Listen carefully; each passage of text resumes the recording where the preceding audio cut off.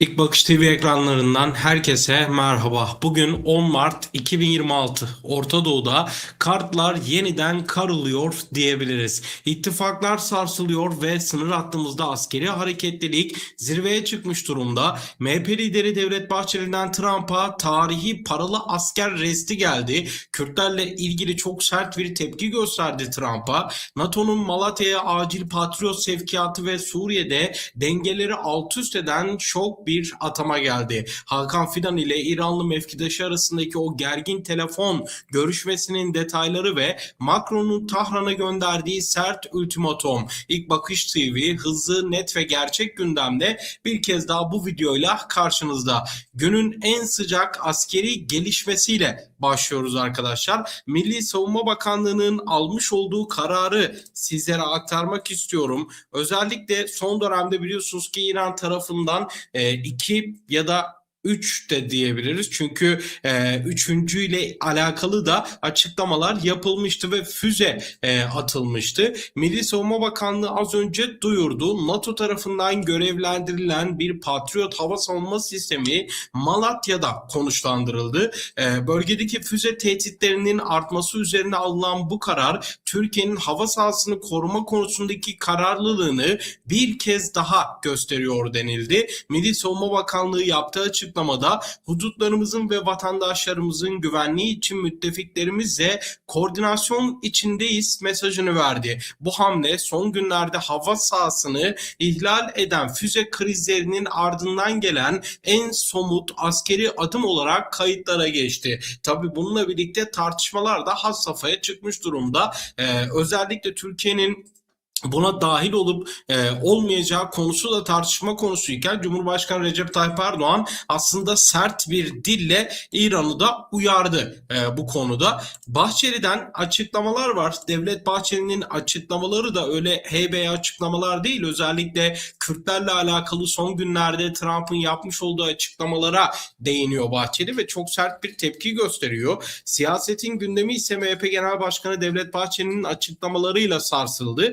Bahçeli ABD Başkanı Donald Trump'ın İran'daki Kürtleri savaşa dahil etme planlarına adeta ateş püskürdü. Trump'ın açıklamalarını kirli bir proje olarak nitelendiren Bahçeli, Kürt kardeşlerimiz kimsenin paralı askeri, kiralık tetikçisi değildir diyerek tarihi bir uyarıda bulundu. Şii-Sünni ayrımını körükleyenleri alçak olarak tanımlayan Bahçeli, bölgedeki savaşın 11. gününde İran'da çocukların ölmesini katliam olarak niteledi.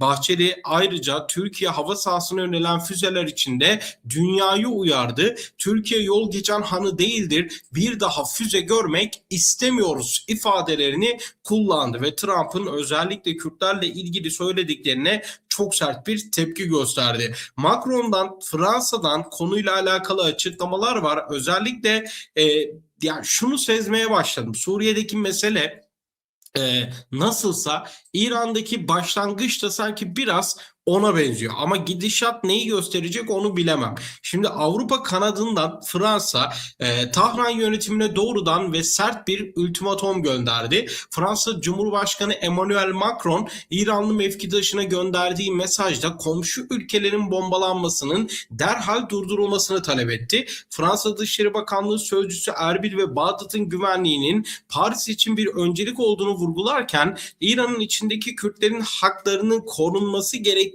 de altını çizdi. Macron bölgedeki krizin temel sorumlusu İran'dır diyerek Tahran üzerindeki baskıyı uluslararası boyuta taşıdı. Şimdi buradaki mesele İran'daki Kürtlerin haklarının korunmasının yapılmış olduğu, yani bu açıklama değil buradaki mesele. Buradaki mesele şu: bugüne kadar neredeydiniz? Yani İran'da herhangi bir savaş patlak verdikten sonra ya da işte çatışmalar artık farklı noktalara gittikten sonra da Kürtlerle ilgili bu açıklamaların yapılmasını da ben açıkçası samimi bulmuyorum. Hem Avrupa kanadında hem ABD kanadında ki burada yıllardır yapmış olduğumuz yayınlarda bunu sıkça dile getirmeye çalıştım aynı zamanda. Zaman zaman tepki de gördüm ama bugün bakıyorum ki işte yorumlar aslında o zamanlar söylediğim ve tepki gördüğüm şeylere yaklaşmış durumda. Yorumlara yaklaşmış durumda. Biz kimsenin askeri, biz kimsenin tetikçisi değiliz şeklinde yorumlar geliyor. Özellikle bu kanattan. Ondan bahsediyorum. Dolayısıyla yani ABD'nin bugün almış olduğu aksiyon, Kürtlerle ilgili almış olduğu aksiyon, Avrupa'nın bugün Kürtlerle ilgili almış olduğu aksiyon tamamıyla işte Kürtlerin kara kaşı, kara gözü için değildir. Bu bir gerçek. En azından bunu bence unutmamak gerekiyor. Diplomasi trafiğinde ise Ankara Tarhan hattı oldukça gerildi arkadaşlar. Hakan Fidan, Türk hava sahasının ihlali kabul edilemez dedi ve diplomasi trafiğinde özellikle Dışişleri Bakanı Hakan Fidan, İranlı mevkidaşı Abbas Arakçı ile bir telefon görüşmesi gerçekleştirdi. Bakan Fidan, Türk hava sahasının ihlal edilmesini kesinlikle kabul edilemez olduğunu ve Türkiye'nin her türlü tedbiri alacağını sert bir dille iletti. İran tarafı ise füzelerin İran kaynaklı olmadığını iddia ederek geniş kapsamlı araştırma sözü verdi. Ancak bölgedeki askeri uzmanlar füze izlerinin bölgedeki gerilimle doğrudan bağlantılı olduğunu da belirtiyor. Ve bir diğer önemli gündemi sarsan haber de aslında Suriye kanadından geldi. Biliyorsunuz ki bir entegrasyon süreci burada devam ediyor. Suriye'de dengeleri tamamen değiştirecek aslında bir adım atıldı. Yani entegrasyonun da orada hızlı bir şekilde bence ilerlediğini gösteren haberlerden biri bu. SDG'nin bir komutanının Sipan Hemo adında Şam yönetimi tarafından Suriye Savunma Bakan Yardımcısı olarak atandığı ifade edildi. 29 Ocak'ta sağlanan kapsamlı anlaşma çerçevesinde gerçekleşen bu atama Kuzeydoğu güçlerinin kademeli olarak Suriye ordusuna entegre edilmesinin en somut adımı olarak görülüyor ve bu gelişme Suriye TV tarafından yayınlandı. Yani resmi ajanstan Sana'dan yayınlandı Suriye'nin. Bölgedeki Kürt yapıları ile Şam arasındaki ilişkilerin artık yeni bir askeri ve siyasi boyuta evrildiğini görebiliyoruz. Türkiye'nin ve bölge güçlerinin bu entegrasyon sürecine nasıl bir tepki vereceği ise aslında bir diğer nokta.